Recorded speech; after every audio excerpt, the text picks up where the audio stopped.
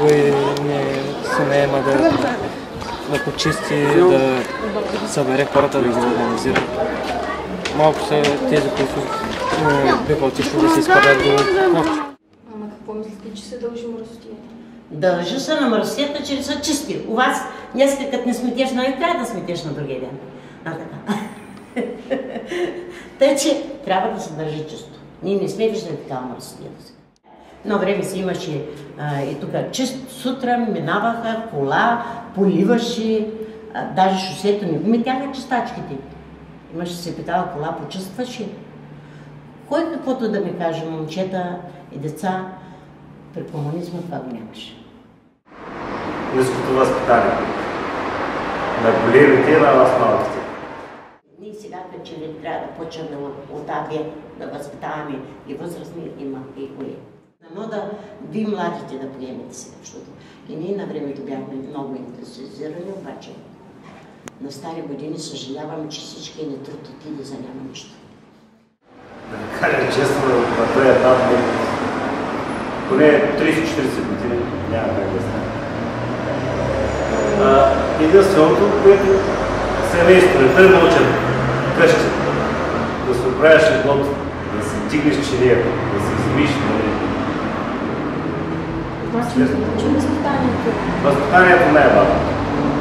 Аз те мисля. Дали всеки може да те научи да почти сега. Нормално е. Ама няма да научи да се изхвърляш в аса на определението място. Ти трябва да сложим кощата навсякъде, да ни се мърси. Ето, например, как казвам, се свърли хартиката на земята, трябва да я вземем и да я фърлим в коша.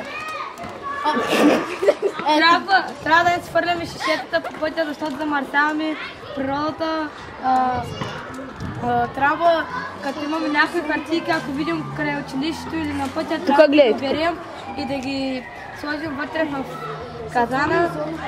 Също така и колите замърсяват природата с газта, нефта.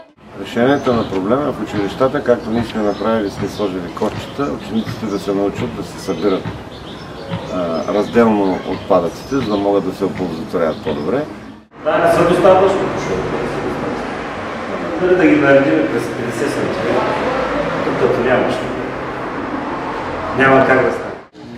Голяма част ще ги ползват, ще има и такива, които няма да ги ползват. Постепенно трябва да сипаме, да стане възпитане.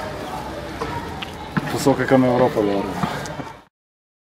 Да имам тази възможност да го купа,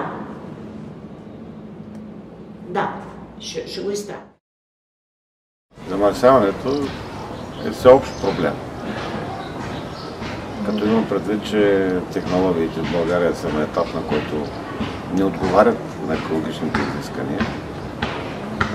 Отговор на въпроса е ясен. Замърсяването е високо, тъй като в другите страни отдавна не се ползват продукти от типа найлон и пластмаса, защото те са с голям етап на разлагане.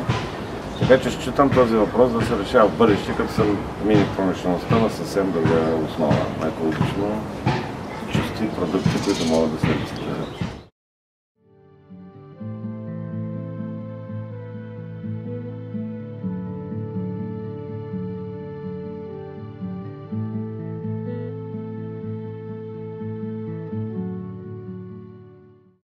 Би следвало да се грижим като говорим за чистота на въздуха, чистота на средата около нас.